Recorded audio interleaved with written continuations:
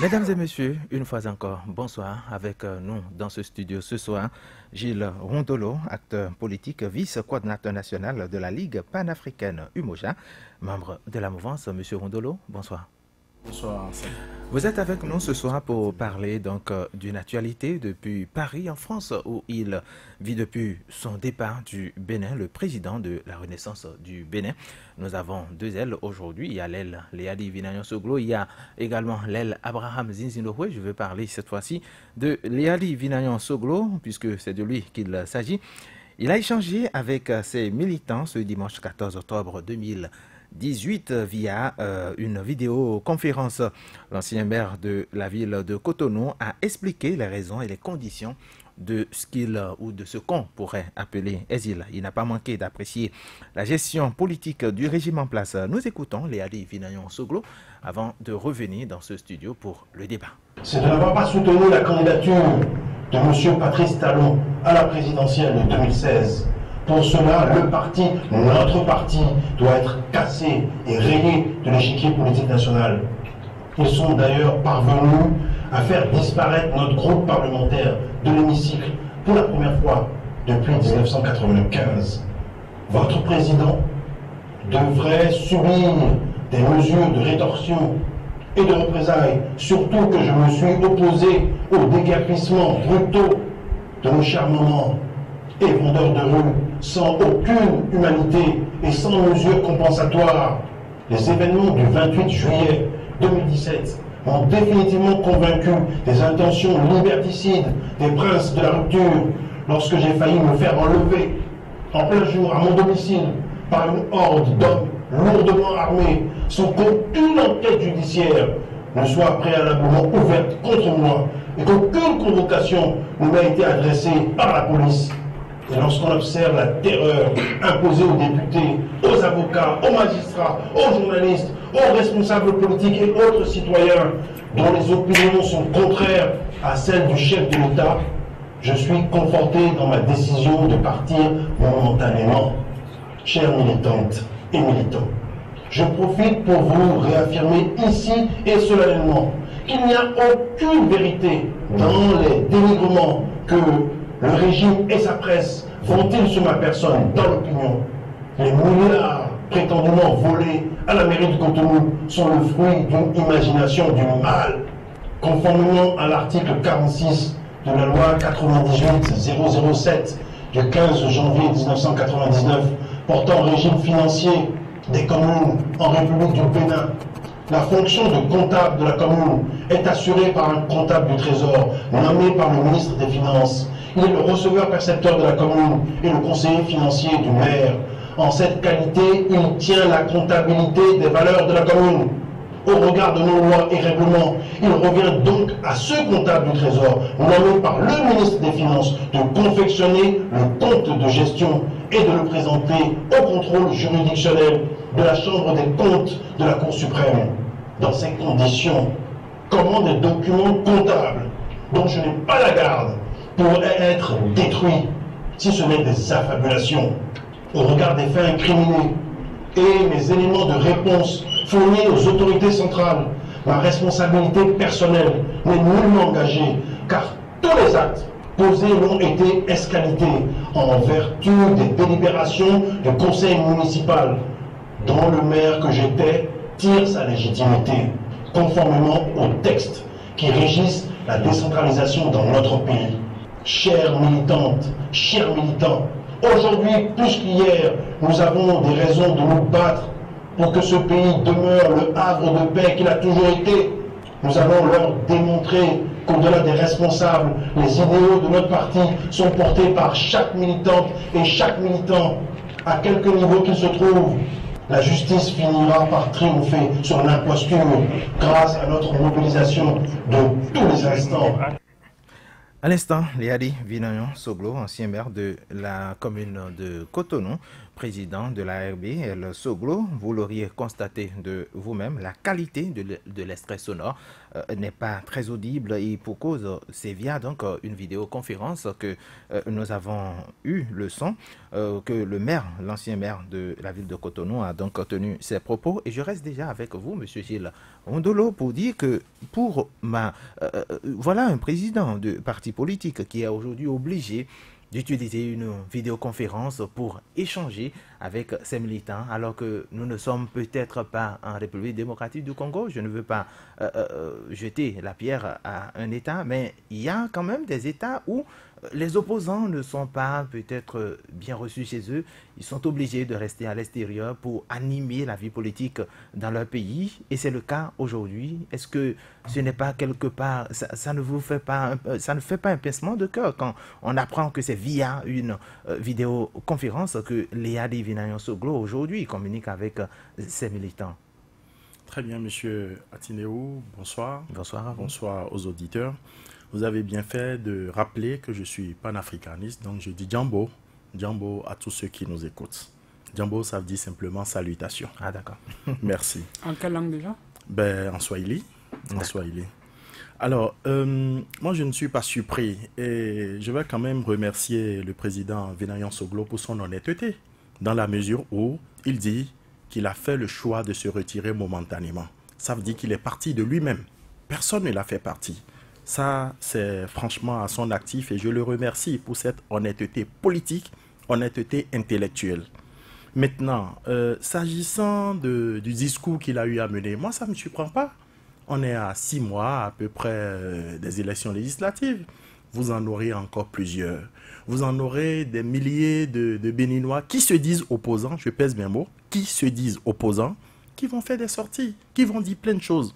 J'ai retenu 3 choses essentiellement de son discours. Avant d'aborder même le contenu, oui. Vous avez aujourd'hui, je disais, oui. C'est un président de parti politique et qui anime la vie de son parti depuis l'extérieur. J'ai répondu. Lui-même, il a été honnête en disant qu'il s'est retiré momentanément. Donc, vous voulez dire que il n'est pas un exilé politique? Pas du tout.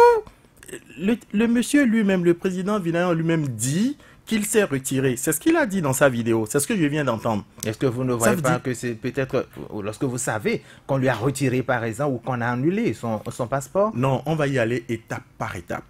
Je dis bien, on va y aller étape par étape. Si nous sautons du coq à l'âne, on risque de ne pas trouver le bon bout. Et moi, je vous prierai qu'on suive le débat suivant une certaine logique. D'accord. Le président Vinayon lui-même, il dit, ça c'est pas moi qui le dis, tous les auditeurs ont suivi. Il dit que lui, il s'est retiré. Ça veut dire quoi? Personne ne l'a fait partie. Parce qu'un exilé, c'est qui? Un exilé, c'est celui qui, sous une certaine menace, se voit obligé de partir. Ce n'est pas son cas. Aujourd'hui, il n'y a pas de menace sur le cas Vinayon Soglo.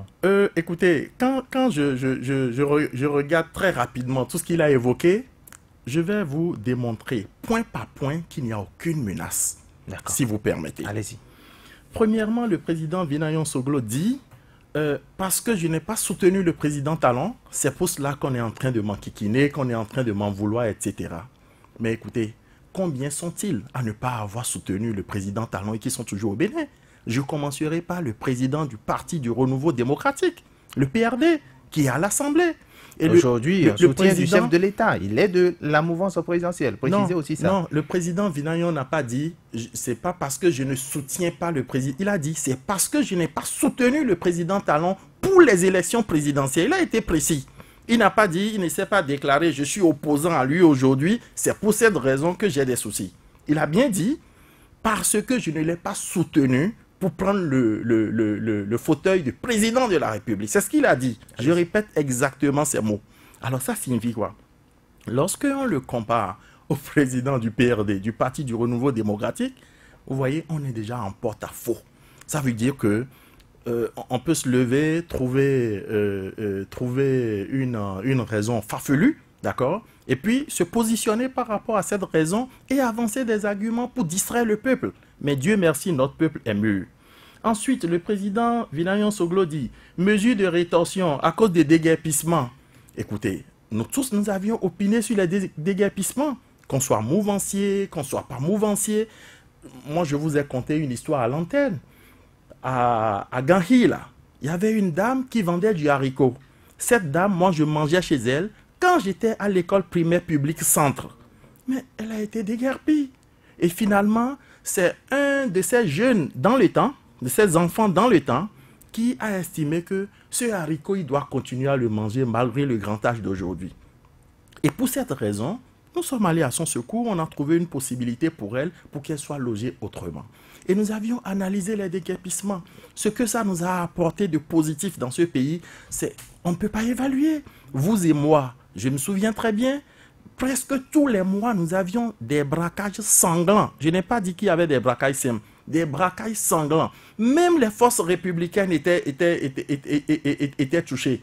Alors aujourd'hui, je ne dis pas qu'il n'y a plus de braquage, mais il y a eu une diminution nette. Et soyons honnêtes dans ce pays. Reconnaissons les efforts qui sont en train d'être faits. Et enfin, le président Vinayon dit qu'il a failli se faire enlever. Écoutez, moi j'aurais été à la place du président Vinayon, vu quand même l'aura que la RB d'alors avait, je ne serais pas parti. J'allais me faire enlever. Un grand homme politique, c'est comme ça il fait. Vous avez aujourd'hui le cas Atao Mohamed Henoukou. Le cas Atao, il est revenu dans son pays, vous avez vu le sort qui lui a été échu. Allons-y doucement. Ça dit que... ce n'est qu'une comparaison. Ce n'est qu'une comparaison.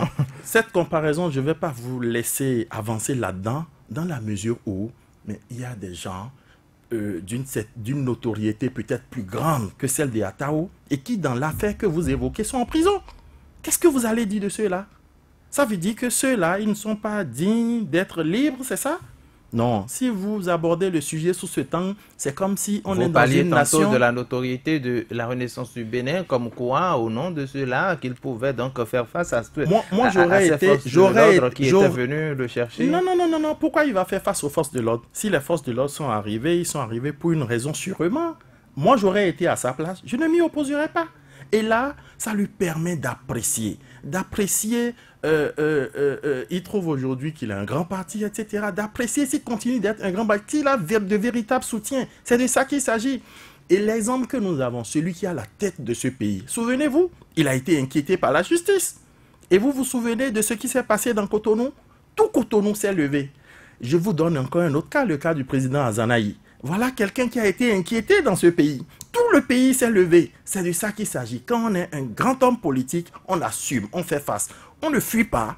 Et à distance, on fait des conférences pour exciter le peuple à je ne sais quoi. De toutes les façons, le feu président Mathieu Kérékou a eu à nous le dire.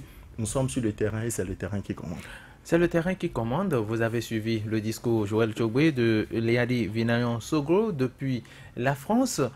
Est-ce que vous ne voyez pas que... D'abord, je veux revenir sur son statut d'exilé politique. Est-ce que vous pensez que c'est un exilé politique? Bon, je pense que sur la question, il y a une notion fondamentale qu'il ne faudrait pas occulter.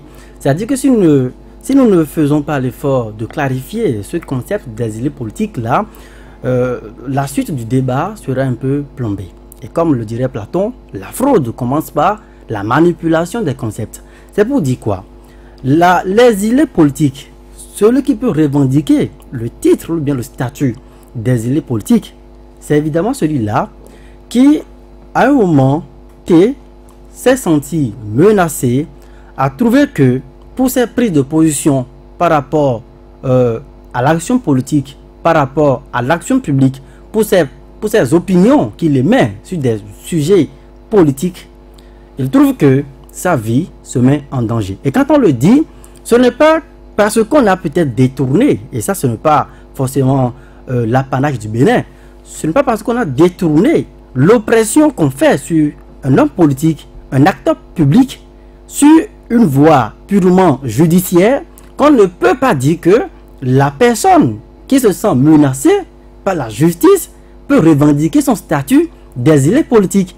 On peut, pour des raisons sous le couvert d'intentions politiques, vous poursuivre avec des moyens légaux, mais la réalité c'est que quoi? C'est parce que vous avez au départ l'essence des poursuites tire la racine de vos prises de position politique. Et donc pour moi, aujourd'hui, le débat peut continuer par se faire sur le statut de Léadi Vinayon Soglo aujourd'hui, qu'il soit exilé politique ou pas, je pense que ça revient à nous d'interroger les motifs qu'il a avancés, d'interroger un peu les raisons qu'il a avancées pour fuir le pays. Il ne soutient pas aujourd'hui le chef de l'État dans ses actions. Il s'est opposé, c'est vrai, l'invité a parlé tout à l'heure du fait qu'il n'ait pas soutenu le chef de l'État lors de la présidentielle de 2016, mais aussi il ne le soutient pas aujourd'hui dans ses actions. Si vous écoutez, c'est une vidéo de 25 minutes environ, donc nous n'avons que proposé un extrait de 3 minutes. Voilà, c'est entre autres ce qu'il a dit. Non, justement, ça voudra dire que quoi? Quand vous faites une typologie rapidement de ce qu'il a eu avancé, quand il dit « c'est parce que je n'ai pas soutenu le chef de l'État pour prendre le fauteuil présidentiel ». Quand il dit que c'est parce que je me suis opposé au déguerpissement que aujourd'hui j'ai été obligé de me retirer momentanément. Quand il dit que en réalité c'est son opposition au régime en place. Et ce que peut-être l'invité a oublié de dire, c'est pas parce que Lyadi Soglo n'a pas soutenu le chef de l'État pour prendre le pouvoir. Mais comparativement au PRD, c'est peut-être la nuance qu'il faut faire. Le PRD, au lendemain des élections, s'est rallié. Ce que nous avons, moi personnellement, j'ai appelé un soutien forcé. Mais Lyadi Vinayon Soglo, par contre, a continué son opposition au régime, notamment sur un certain nombre d'actes donnés. Il l'a cité lui-même. C'est le plus opportun pour moi de revenir donc là-dessus. Ça veut dire que quoi? L'opposition de Lyadi Soglo au régime en place, au chef de l'État, s'est prolongée même au-delà de la compétition électorale. Ce que voudrait dire que quand il estime aujourd'hui qu'il est parti parce que pour ses prises de position, pour ses opinions, moi je pense que quand vous faites la balance, le poids vers la confirmation de son statut d'exilé politique aujourd'hui est pour moi plus avéré. Et donc, pour dire que quoi? Revenons donc à votre question sur la forme, le canal par lequel il a décidé de communier, de discuter, de communiquer avec sa base. Sur la forme, on pourrait peut-être trouver à dire, nous sommes au 21e siècle. Nous sommes au 21e siècle. Et nous sommes donc à l'ère d'une révolution technologique. Et quand vous n'avez plus la possibilité d'être géographiquement proche de vos amis, de vos militants et sympathisants, je pense que le canal idéal, en réalité, qui s'offre à vous, c'est les réseaux sociaux. Ce sont, par exemple, les vidéoconférences. Et Lyadi Soglo, aujourd'hui, on ne peut pas le dénier le droit, depuis là où il se trouve, de pouvoir faire usage de ces technologies-là pour discuter avec ses militants. La preuve, c'est qu'il n'a pas eu des non-répondants.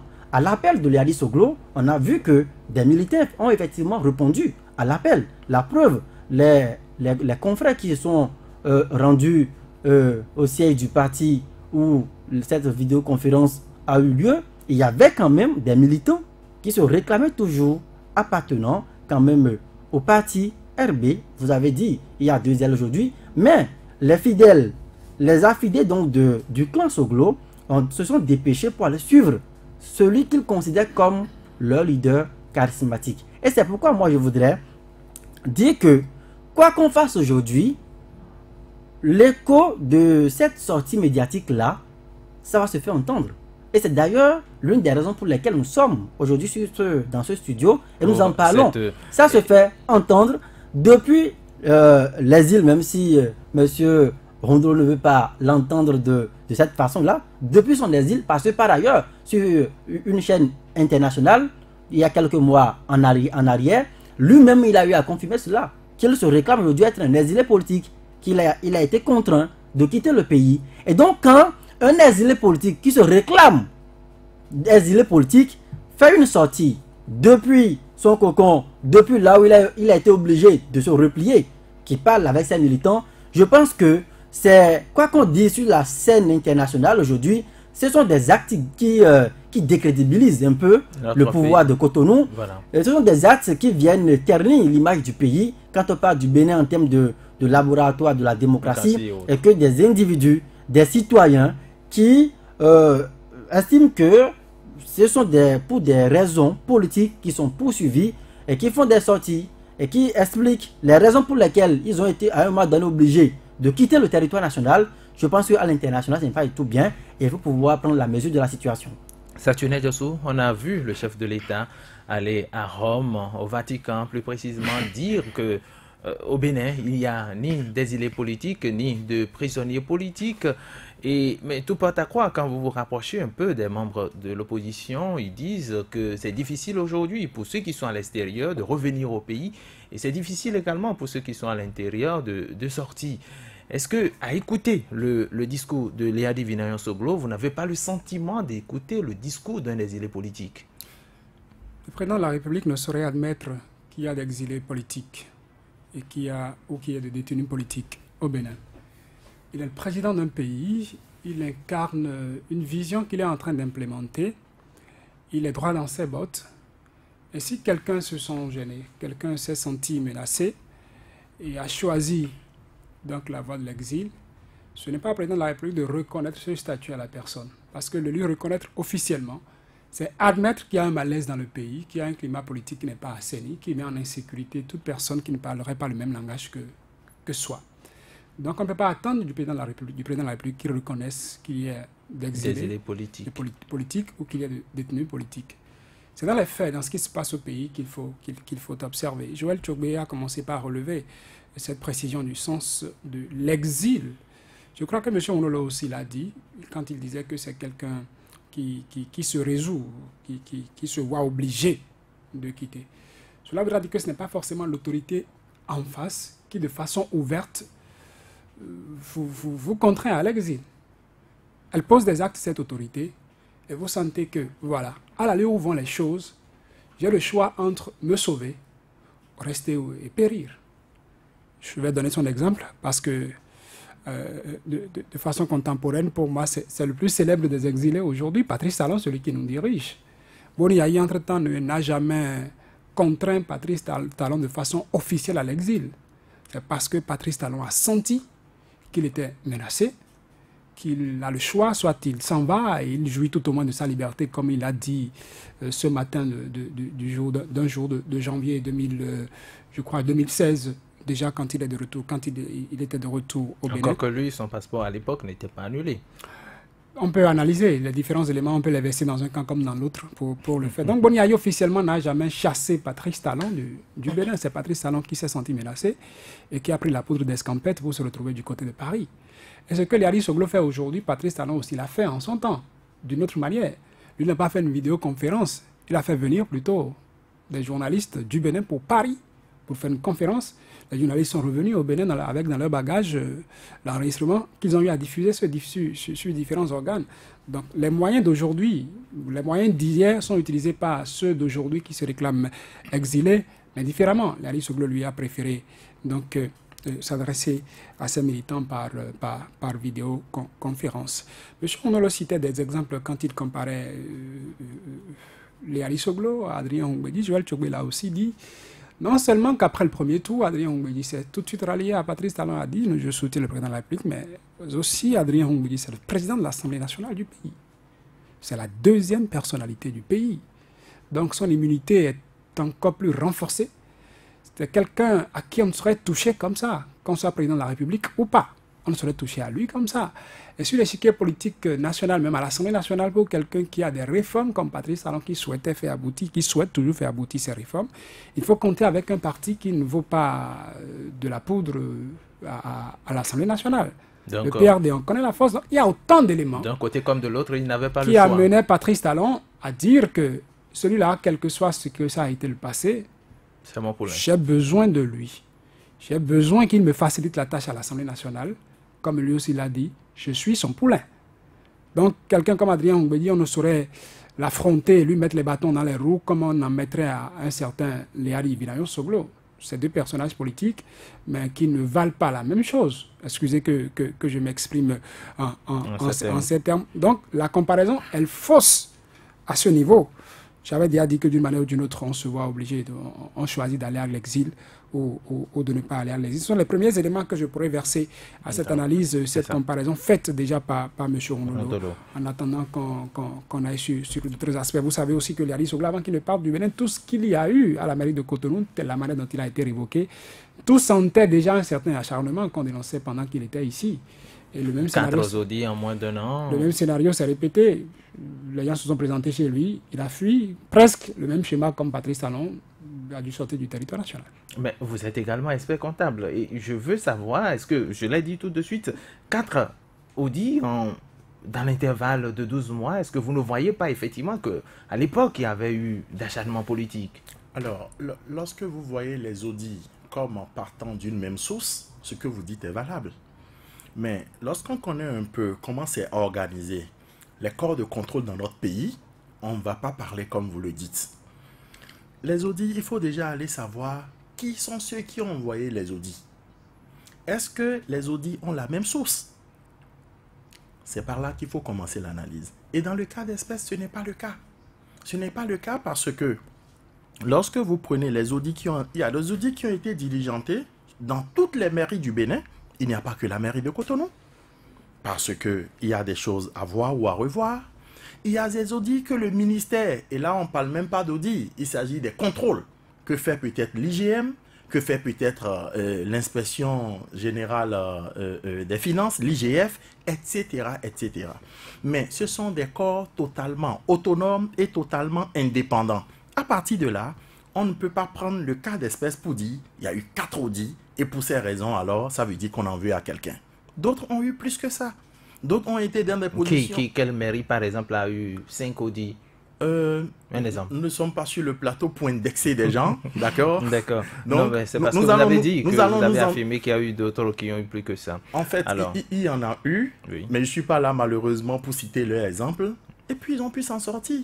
Il y a eu par exemple les fonds du... Comment ça s'appelle? Du Kona... rappelez-moi, Konafil, je crois. C'est bien ça. Le Konafil lui-même, tous les fonds qu'il a mis dans les mairies, il est allé les contrôler. Et on a eu des rapports éloquents où certains maires ont été indexés, où il y avait plusieurs pages d'anomalies qui ont été relevées. Donc, pour moi, c'est de l'amalgame que de vouloir dire, parce qu'on vient me contrôler, alors on me cherche noise. Ce n'est pas la situation. Les Béninois ont pris l'habitude, chaque fois que il y a un contrôle, tout le monde commence à crier. C'est parce qu'on lui en veut. Et ceux-là à qui on a fait les contrôles et qui se sont retrouvés en prison. Et ceux-là à qui on a fait les contrôles qui sont dans des situations délicates aujourd'hui. C'est parce qu'eux, ils n'ont pas un nom peut-être. C'est parce qu'ils ne sont pas maires de Cotonou. Ou c'est parce qu'ils ne s'appellent pas Soglo. C'est pour vous dire quoi? De mon point de vue, aborder le sujet sous cet angle, ça ne marche pas. Et mieux, je vais revenir un peu en arrière par rapport à la réaction de Joël Tchogui. À la réaction de notre ami Joël. Joël, dans sa définition, définition, bien sûr, il a cité Platon, il a dit quelque chose qui est important. Il dit « vie en danger ». Mais dites-moi, en quoi la vie de quelqu'un est en danger au Bénin? Moi, je ne sais pas. Vous et moi, quand vous êtes ici à l'antenne, dans ce pays, on a vu un chef d'État qui a menacé des journalistes. Vous vous souvenez? Tout le monde a suivi ça dans ce pays. Mais dites-moi, la menace, elle est où aujourd'hui? Mais là, c'est parce que c'était public. Aujourd'hui, ici, on ne dit rien que la menace pèse toujours sur des gens. C'est ça qui est dommage chez nous au Bénin. La menace est peut-être bien organisée pour... C'est cela qui est dommage chez nous au Bénin. On trouve toujours une explication à quelque chose. Vous savez, le bourreau n'a jamais reconnu qu'il a un bourreau. Hein. Le bourreau n'a jamais reconnu qu'il a un bourreau. Justement. Il faut être en position de celui qui a violenté, de la victime, pour voir tout ce qui vient. Vous et moi... C'est pas de gaieté de cœur qu'on sort de chez soi, qu'on abandonne sa famille et qu'on s'en va. Aller aujourd'hui, peut-être qu'il se retrouve dans une situation là-bas, il a une nationalité française. C'est justement... Ça peut-être fait qu'il n'a pas réclamé le statut d'exilé là-bas. S'il n'avait pas la nationalité, oui, il aurait demandé ça et puis...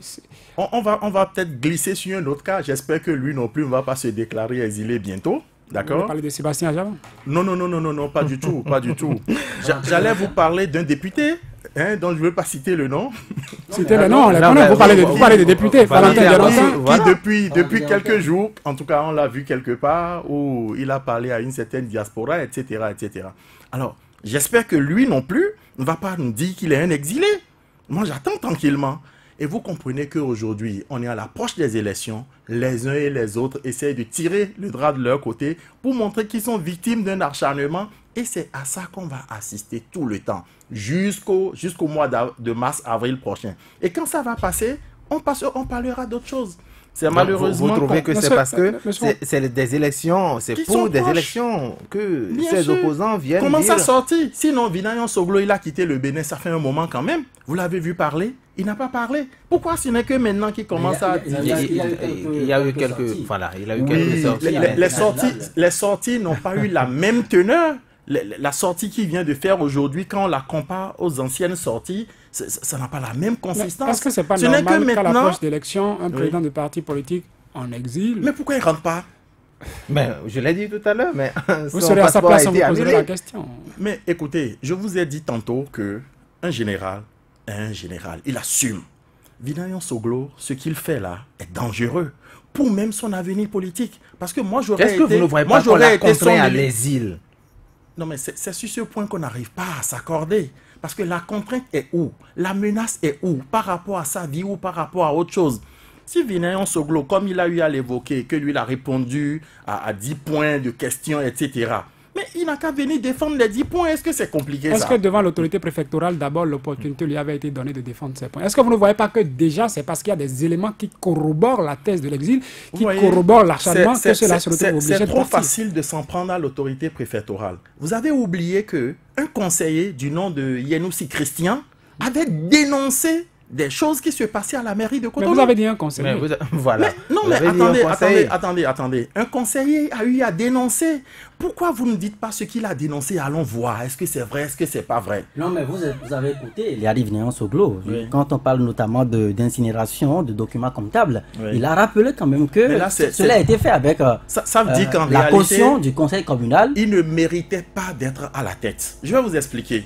Je vais prendre juste l'exemple de ce qu'on appelle un conseil d'administration, d'accord, que je compare à une direction générale. Et vous allez comprendre que il est le premier responsable de tout ce qui se passe en mal chez lui. Je vais vous expliquer. Le conseil d'administration est le chapeau. C'est lui qui détient toute la force. Et rien ne se fait par le directeur général tant que le conseil n'a pas autorisé. Alors ça veut dire quoi? Liari Vinayon Soglo, en tant que premier patron de la mairie de Cotonou, répond en premier et en dernier ressort de tout ce qui peut mal se passer à la mairie de Cotonou. C'est de ça qu'il s'agit. Et il a occulté cette partie en se cachant derrière le fait que le conseil a dit non, lorsque vous n'êtes pas d'accord. Il a écrit dans OADA, lorsque un conseil prend une décision, vous n'êtes pas d'accord, il faut mentionner que moi, je ne suis pas d'accord. Il faut le mentionner noir sur blanc. Si vous ne le mentionnez pas et que plus tard, il est établi que cette décision met en péril la continuité de l'exploitation, vous allez en répondre. C'est de ça qu'il s'agit. Qui établit ça finalement? Justement. Qui établit ça? Qui Parce établit que quoi? dans l'établissement de la faute, on peut déguiser, Il y a on peut plusieurs dénaturer Pourquoi? l'établissement de la fraude. C'est Justement. subjectif ce que vous dites. Pourquoi vous voulez rester dans Non, l'hypothèse je ne reste dans aucune Non, mais hypothèse. ça fait partie des réalités. On dénature rien. C'est la réalité, vous le savez. C'est ce qui est dit. Et si vous vous souvenez, je n'ai pas ce papier-là en présence ici. Et là, j'allais vous montrer les différents points sur lesquels le président Vinayon était interpellé. Il paraît que des domaines auraient été vendus en suivant pas les procédures normales. Ça, c'est des réalités qui étaient contenues dans les reproches qu'on lui faisait. Ce n'était pas des réalités, c'est des reproches. C'est Les des reproches reproches. n'ont pas encore été parmi les points que dénonce Liari Vinayon Soglo. C'est que, par exemple, dans le cas des documents incinérés, c'est des documents qui ne sont pas sous sa charge, c'est des documents qui sont détenus par un autre service. Et Être détenu... Attendez, mieux, il paraît je vais que- vous poser une question. Oui. Est-ce parce que votre directeur financier, d'accord, prend sur lui la responsabilité de détruire un document que vous, le directeur général, vous êtes épargné? Non, Liari Soglo n'est pas le directeur général du service qui a incinéré. Ce que vous n'avez C'est pas un service compris, de l'administration publique. Le maire C'est-à-dire est que le sa premier responsabilité est responsable. engagée. Et en tant que tel, il aurait pu, j'aurais été à sa place que j'aurais engagé une action contre celui-là qui a incinéré des documents qui n'étaient peut-être pas fondés à incinérer. C'est de ça qu'il s'agit. Ce n'est qu'à cette condition. Et quand on vous dit que le service qui a incinéré était fondé à le faire, c'était même pas pour la première fois que le service informe la mairie pour dire bon, on a constaté ceci, nous voulons faire juste à titre informatif. Il vous revient de bien écouter ce qu'on explique. Là, on est sur le plan technique. On n'est plus dans... On écoute l'invité. Oui, allez-y. Là, on est sur le plan technique. On n'est plus dans les débats, comment je dis, politiques. C'est de la technique. Et je reprends ce que je vous dis. Accepteriez-vous que votre directeur comptable détruise tous les documents comptables alors que vous, en tant que patron, vous ne dites rien? Mais ce que vous dites aussi, c'est que ce n'est pas Léadi Soglo qui est le patron de celui qui... C'est comme nous sommes sur l'IFM, et il y a la HAC qui est là-dessus, et parce qu'il y a des documents qu'on doit stocker à la HAC, il arrive à un moment donné que la HAC nous dit, ben, on a dépassé ci, et puis nous voulons mener telle opération. Ça veut dire que vous n'avez pas bien suivi le discours du président Vinayan Soglo. Je parle du cas incinération. Non, mais il a bien dit, les documents dont on parle, le président Vinayan l'a dit, que celui qui l'a fait est son conseiller. Et qu'il est nommé par le ministère de l'économie. Voilà. Être nommé, écoutez, je vais vous expliquer. Dans toute structure dans ce pays où des fonds publics sont manipulés, les agents comptables sont nommés par le ministre de l'économie et des finances. Pourquoi? Parce qu'ils sont plus au fait des procédures et ils sont appelés à éclairer ceux qui sont responsables de ces entités-là. C'est de ça qu'il s'agit. Celui qui a été nommé pour accompagner la mairie de Cotonou dans la gestion des finances publiques, ça ne veut pas dire que celui-là continue de recevoir des ordres de quelque part. Pas du tout. Ça ne se passe pas comme ça. Et le maire est son patron. Le maire, tout ce que le maire doit faire, il doit prendre conseil auprès de celui-là. Et le maire est libre de suivre les conseils ou de ne pas suivre les conseils. C'est de ça qu'il s'agit. Et maintenant, quand le maire fait quelque chose qui est contre la déontologie, celui-là s'y oppose, non? Quand celui-là pose un acte, quand celui-là pose un acte qui est contraire à ce qui devait être fait, il revenait au maire pour montrer que lui, il n'a rien à voir avec cela. Il revenait au maire donc d'ester une action contre cette personne-là. Et dans ce cas, si le maire nous montrait aujourd'hui que, mais au moment où ils ont incinéré les documents, j'ai envoyé une demande d'explication, j'ai fait ceci, j'ai fait, et qu'on en a la preuve, là, le maire, il se disculpe. Donc, je crois que c'est des débats techniques sur lesquels celui qui n'est pas au fait de la situation va mener un débat de passion. Il va estimer que voilà, mon maire, qu'on est en train d'inquiéter. Ce n'est pas de ça qu'il s'agit. Joël Tchogwe, vous avez écouté notre invité, Léadi Vinayan Soglo, qui prépare sa défense depuis la France. L'invité trouve que ce n'est pas la meilleure manière qu'il devrait venir au pays pour se justifier. Au cas contraire, puisqu'il est déjà là-bas, il n'a pas de raison d'inquiéter les gens au pays.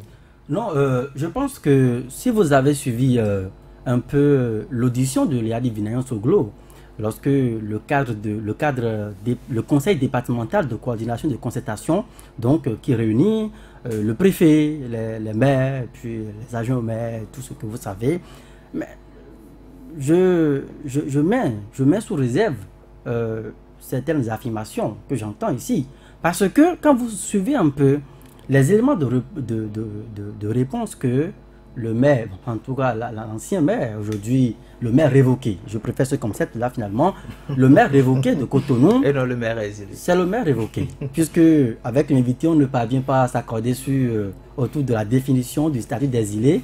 Je laisse le débat se poursuivre avec les techniciens, lui-même a souhaité. Donc j'emploie finalement un concept et j'espère qu'il va pouvoir être d'accord avec moi. Le maire révoqué, tout au moins c'est un fait. Bien sûr, il a été révoqué. D'accord, alors, donc quand vous interrogez un peu les réponses qui ont été avancées au cours de son audition, en tout cas ce qui a été ventilé un peu sur les réseaux sociaux par le staff qui a soutenu sa communication, vous vous rendez compte que sur les chefs d'accusation qui lui ont été reprochés par exemple, il s'est défendu. Quand on me dit que dans le cas donc de l'incinération des documents comptables par exemple, et que la personne nommée par le ministère des Finances recevrait, si je m'en tiens à ce que j'ai écouté, ne reçoit que des ordres de son nouveau patron, qui serait donc le maire.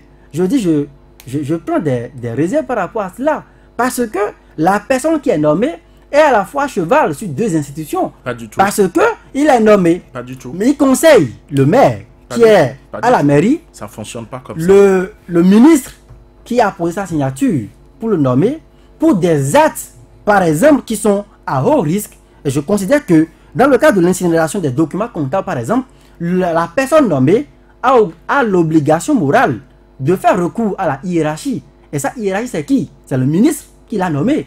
Est-ce que dans le cas d'espèce, est-ce que la personne qui a été nommée pour gérer les documents comptables, si je suppose même que le maire aurait donné des injonctions pour dire incinérer les documents, est-ce que cette personne a fait recours à la hiérarchie? La réponse, elle est comme aujourd'hui. Donc, je pense que au-delà des débats de passion, comme le dit notre invité, il faut également interroger un peu le contenu de ces documents-là. Maintenant, moi, je pense que nous sommes dans un pays où il y a des questions qu'il faut se poser. Est-ce que Liadi Vinayan Soglo, je l'ai dit tout à l'heure, qu'on peut détourner l'acharnement politique sur un volet purement judiciaire. Je vous l'ai dit. Et je pense qu'on doit pouvoir être honnête et reconnaître également qu'on peut le faire aussi dans notre pays, le Bénin. On peut, parce que vous émettez des opinions contraires à ce qui est fait. Parce que vous êtes opposant à un régime, parce qu'on ne veut pas vous entendre, on peut détourner l'acharnement politique sur un registre purement judiciaire. Et peut-être dans le cas d'espèces où Liadi Vinayan Soglo a été obligé de dire, bon, voilà que politiquement, on ne peut pas se lever du jour au lendemain et enfermer quelqu'un.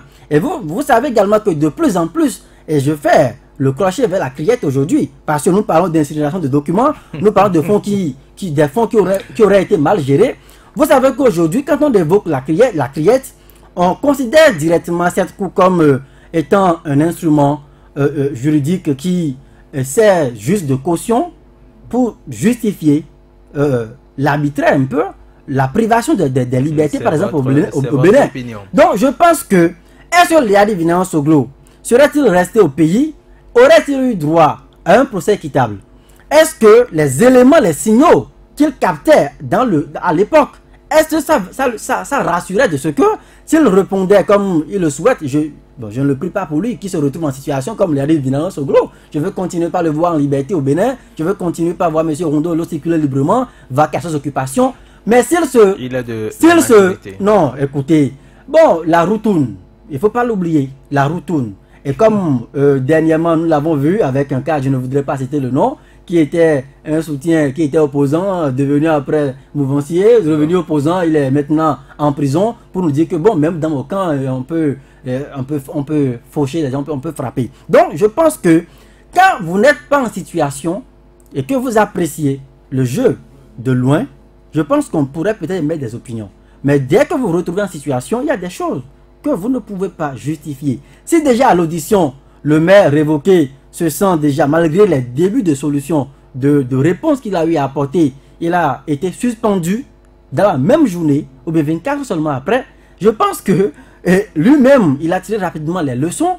Il a vu que même s'il restait au pays, rien de bon ne s'avançait de l'autre côté. Donc, conséquence, il quitte le pays momentanément, comme il se retire momentanément, histoire de voir un peu si les choses vont rentrer dans l'ordre. Maintenant, vous parlez d'Audi, on dit que c'est normal.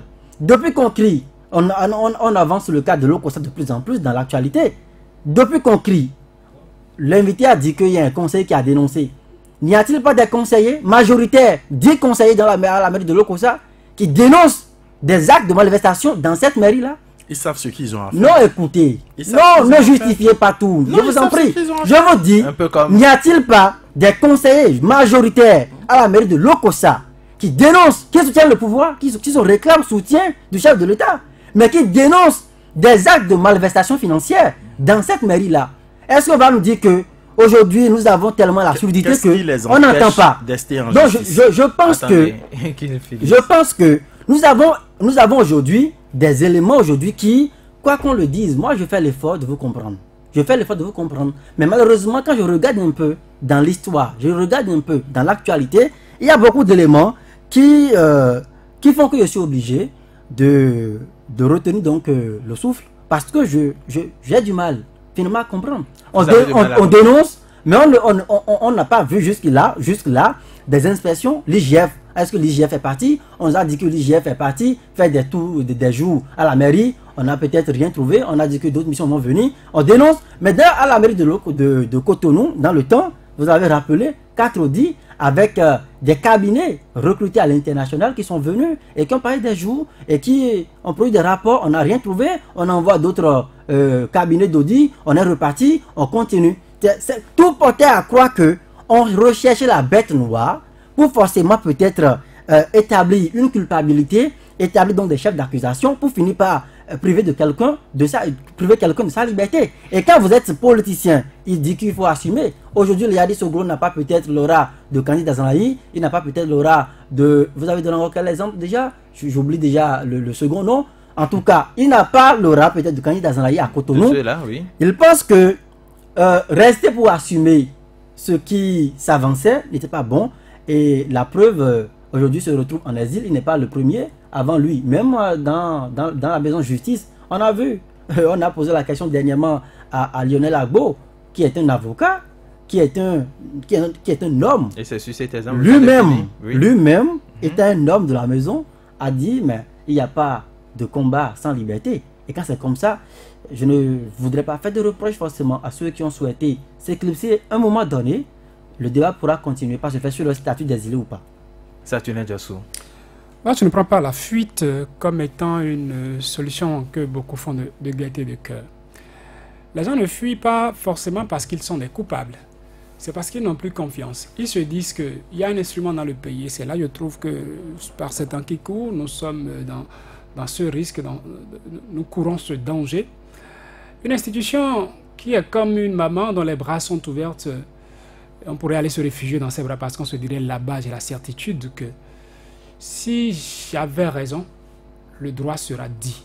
C'est la justice. Et ceux-là, pour la plupart qui ont pris le chemin de l'exil, c'est parce qu'ils n'ont plus eu confiance, actuellement ils n'ont plus confiance en cette justice. Et tout porte à croire. Quand ils avancent des éléments, vous trouvez que ça apporte de l'eau au moulin à ce statut qu'ils ont préféré. Parce que vous avez des éléments pour vous prouver que cette justice qui devrait les sauver d'affaires face à celui qui est en face, qu'on pourrait appeler bourreau, qu'eux ils appellent bourreau, cette justice est aussi aux ordres de ceux-mêmes Andrif bourreau. Qu'est-ce qu'ils ont à faire? Ils n'ont plus autre chemin que des exils. On parle de candidat Zanel, le cas n'est pas forcément le même. C'est pourquoi je disais tout à l'heure que c'est des exemples. Justement, aujourd'hui, est-ce que... Candidat Zanel a dit à l'époque que c'était une convocation qu'on allait juste lui déposer. Et lui aussi, n'oubliez pas que il a dû se sauver pendant quelques heures, tout au moins, il s'est réfugié quelque part. Quand on l'a appelé, il dit, mais je suis en sécurité quelque part. Il vous a dit ça. Donc lui, même quand on donne son exemple, quand il a vu la force arriver, quand il a vu l'autorité arriver avec toute cette force, il a dû s'éclipser avant de dire, ben, je ressors cette fois-ci avec un bouclier, qui est la population qui a eu le temps. Mais est-ce que depuis la France, est-ce que Léa Divinayon Soglo pourra prouver son innocence? Il ne peut pas prouver son innocence, mais quand il va revenir, il n'a pas aussi la garantie que son innocence sera respectée. La preuve dans le procès Renaissance du Bénin, ce qui a affronté, ce qui fait que les deux ailes s'affrontent. À la veille du verdict, vous avez vu ce qui s'est passé. Le juge qui gère le dossier, il est où aujourd'hui? Il a été promu, il n'est plus sur le plan national. Et quand vous voyez que c'est l'autorité celui qui a le pouvoir, qui fait ça, c'est des éléments qui ne vous rassurent pas. Vous disparaissez. Valentin Dianontin, on disait, monsieur Onolo dit qu'il attend, peut-être qu'il espère qu'il n'est pas un exilé. Mais Valentin Dianontin vous sort un exemple. Et le dernier qu'il sort, moi, trouvé qu'on peut même appeler ça un complot entre l'exécutif et le judiciaire. Quand le judiciaire, le ministre de la Justice envoie un courrier à la criette pour dire faites ceci, et que le courrier est intercepté d'une manière ou d'une autre pour prouver que, vous voyez, la justice doit garantir mon innocence, est en train d'être saisie par la personne qui m'accuse, qui veut me voir en quelque sorte être emprisonné. Et il y a des actes l'un après l'autre alignés qui prouvent que ceux-là, c'est parce qu'ils n'ont plus confiance en cette justice-là, qu'à un moment donné, ils se retirent pour dire on attend que le minimum de conditions garantissant une justice équitable donc soit réuni avant de revenir. Ils ne resteront certainement pas des éternels exilés, même si aujourd'hui, Valentin Dianontin n'utilise pas encore le terme d'exilé. D'une manière ou d'une autre, nous savons ce qui les aurait poussés à quitter le pays. Est-ce qu'ils vont revenir? On reste là. Autrement dit, le Bénin, nous ne sommes plus, ou nous tendons vers ces pays qui, quand même, ne respectent plus les droits de l'homme. Bon, enfin, je ne veux pas utiliser de mots faux. Les Béninois ont l'art de la polémique. je ne veux pas utiliser de mots faux ce soir. Nous avons l'art de la polémique au Bénin. Est-ce que nous sommes, puisque vous l'avez dit, qu'ils n'ont plus confiance en la justice, c'est parce qu'ils se disent revenir au pays, ils n'ont pas cette certitude d'avoir en face de bons interlocuteurs, c'est-à-dire je veux parler de la justice, c'est justice qui devrait leur garantir ou leur servir de bouclier. Finalement, est-ce que, je veux dire, nous sommes, l'état de droit est toujours de mise ou respecté? ça s'appréciera dans un camp comme dans l'autre. Ça dépend si on est en position de poursuivi ou en position de celui qui poursuit. Vous n'êtes pas poursuivi, vous n'êtes ni vous n'êtes ni poursuivi, ni vous ne poursuivez pas non plus des gens. C'est ça. Vous me faites aller sur des terrains que je n'aurais pas souhaité. D'accord. Alors, nous donnons alors la parole à Gilles Rondolo, certainement, puisque nous tendons également vers la fin. Déjà, qu'est-ce que vous dites par rapport à l'avenir, quand même, est sombre pour ces opposants qui aujourd'hui ne peuvent pas revenir dans leur pays? Écoutez, depuis que nous avons commencé l'expérience de la démocratie, lorsque nous comparons notre pays aux autres pays démocratiques dans le monde, je crois qu'au Bénin, on doit se réjouir. On doit se réjouir parce que je disais tantôt que nous avons là de la polémique au Bénin. Lorsque une étincelle jaillit quelque part, tout le monde crie qu'il y a le feu, il y a le feu, il y a le feu. Alors que ce n'est qu'une étincelle. Et finalement, c'est comme si nous voulons une chose et son contraire. Je me souviens en 91, quand le président Soglo a pris le pouvoir, les Béninois s'attendaient à quoi? Ils disaient oui, il va faire rendre gorge. Tout le monde attendait ça. C'est ce que lui-même il a annoncé. Malheureusement, il n'a pas réussi. Le président Kérékou est revenu. Et nous avions espéré qu'il allait faire quelque chose. Ça n'a pas marché. Le président Yahi est arrivé. Il a fait marche verte ou marche bleue, je ne me souviens plus trop. Lui, il a fait des audits. Et chaque fois, il a même dit à ses ministres, écoutez, si je sors les résultats des audits, DG, ministre, vous tous, vous serez en prison. Mais il s'est limité à cela. Et puis, nous tous, nous avons dit, nous voulons faire la rupture. C'est ce que nous avions dit. Et c'est pour ça que 65% des Béninois ont voté pour le président Talon. Est-ce que les Béninois ont voté pour cette rupture qui aujourd'hui ça veut dire que les Béninois n'ont pas écouté le discours du président Talon pendant la campagne. Il a également dit qu'il entendu dire qu'il n'y aura pas de chasse aux sorcières. Mais la chasse aux sorcières, elle est où? C'est ça la question de fond. La chasse aux sorcières, elle est où? Et je vais vous illustrer comment on peut avoir 4 missions de contrôle. J'ai fait un petit schéma qui est ici. Lorsque vous êtes une entreprise étatique, par exemple, et que vous relevez d'un ministère, il y a ce qu'on appelle l'inspection générale du ministère. Elle est totalement libre de venir vous contrôler quand elle veut et comme elle veut. Ça, c'est un. Deuxième chose, les fonds que vous utilisez étant des fonds publics mis en disposition par les finances, il y a ce qu'on appelle l'inspection générale des finances qui peut également venir vous contrôler. Ni l'une ni l'autre ne demande permission, et comment dit-on, alternativement pour dire autorise-moi à aller contrôler. Mais quand on met tout ça de côté, il y a ce qu'on appelle le commissaire aux comptes. Donc vous voyez toutes les mesures qui sont mises en place toujours pour sécuriser les deniers publics.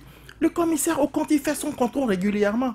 Et la loi lui demande, lorsqu'il découvre des faits délictueux, de les dénoncer au procureur de la République. Ce n'est pas moi qui le dis, c'est écrit dans l'OHADA. Alors, quand je mets tout ça de côté, le gouvernement peut décider d'envoyer ce qu'on appelle un audit contractuel.